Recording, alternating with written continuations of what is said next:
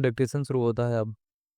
विश्व बैंक और अंतर्राष्ट्रीय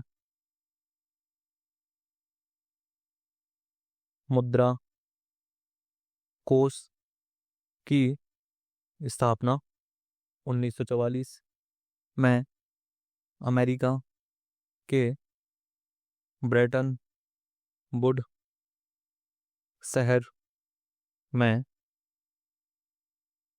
विश्व के नेताओं के एक सम्मेलन के दौरान हुई थी। ये दोनों संस्थाएं ब्रेटन वुड संस्था के नाम से भी जानी जाती है। दूसरे महायुद्ध के बाद अंतर्राष्ट्रीय अर्थव्यवस्थाओं को दोबारा पटरी पर लाने के लिए इन संस्थाओं का गठन किया गया था, मगर इन वित्तीय संस्थाओं की भूमिका अलग अलग रही है। विश्व बैंक ऋण देने वाली एक ऐसी संस्था है जिसका हेतु विभिन्न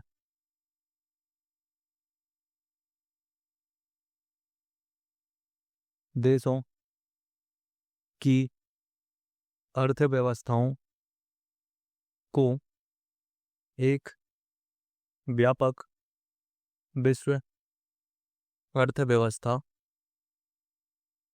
में शामिल करना और विकासशील देशों में गरीबी उन्मूलन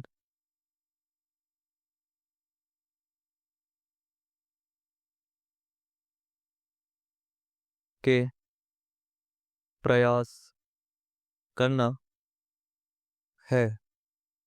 विश्व बैंक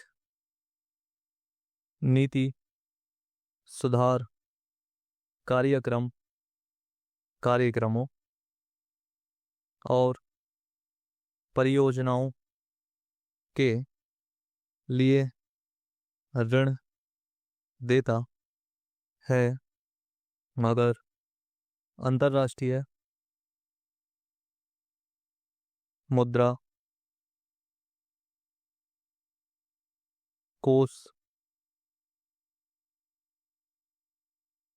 केवल नीति सुधार कार्यक्रमों के लिए ही ऋण देता है।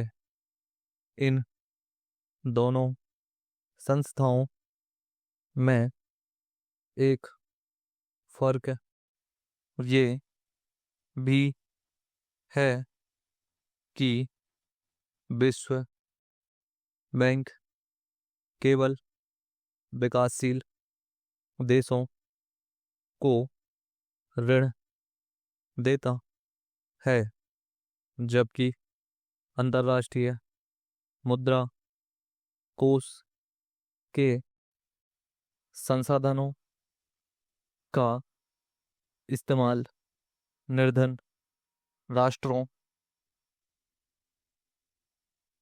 साथ साथ धनी देश भी कर सकते हैं। शुरुआत में विश्व बैंक बांध निर्माण और राजमार्गों के निर्माण जैसी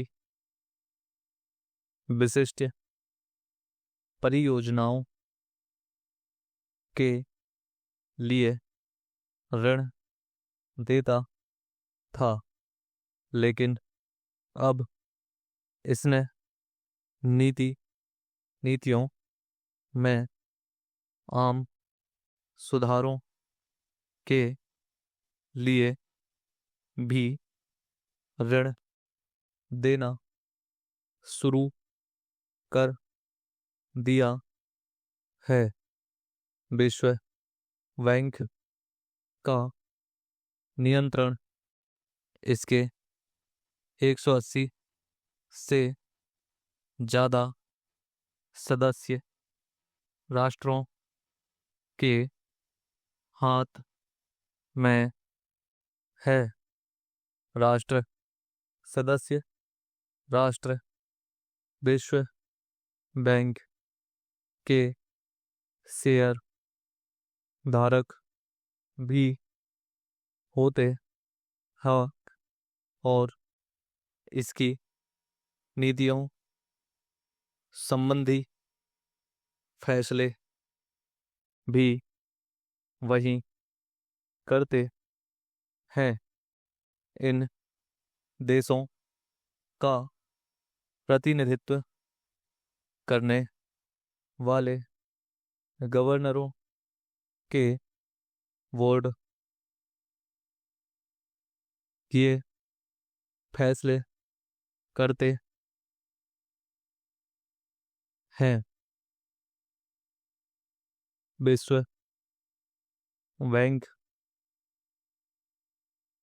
के तहत 5 संस्थाएं काम करती हैं, जिसमें अंतर्राष्ट्रीय पुनर्निर्माण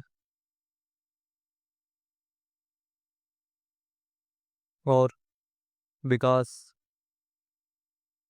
बैंक प्रमुख है। विश्व बैंक विकास कार्यक्रमों के लिए आवश्यक धन 2 तरीके से जुटाता है। इस धन का कुछ हिस्सा धनी देशों के योगदान के तहत आता है। वहीं अंतर्राष्ट्रीय पुनर्निर्माण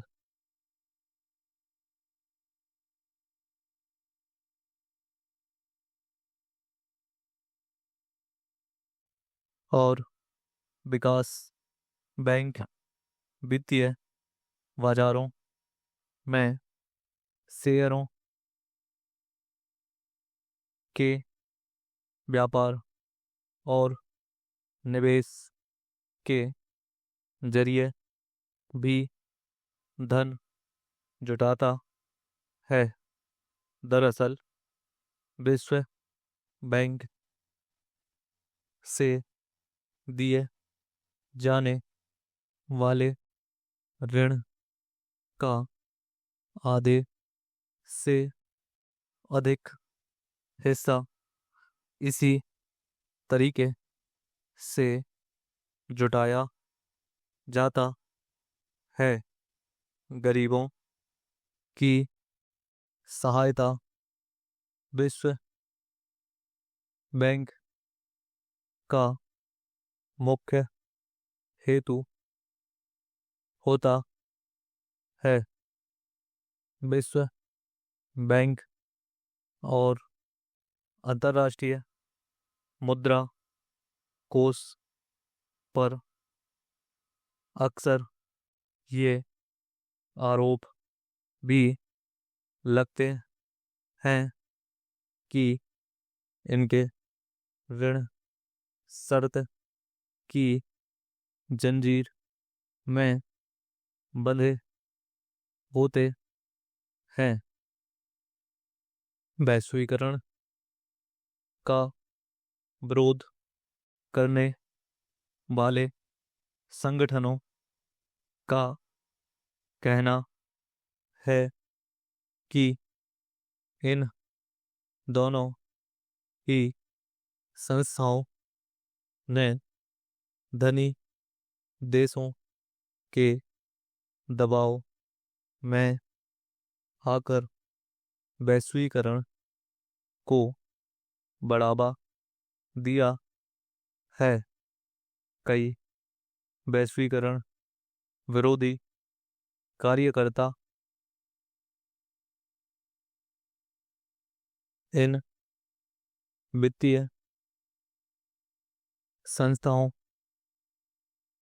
पर आरोप लगाते रहे हैं कि ऋण की एवज में गरीब राष्ट्रों को धनी राष्ट्रों के उत्पादों के लिए अपने बाजार खोलने पर दबाव डाला जाता है। इनका कहना है कि आर्थिक सुधार कार्यक्रम के नाम पर वैश्वीकरण के इस रूप का गरीब राष्ट्रों की अर्थव्यवस्था पर बुरा असर पड़ा है। Full stop.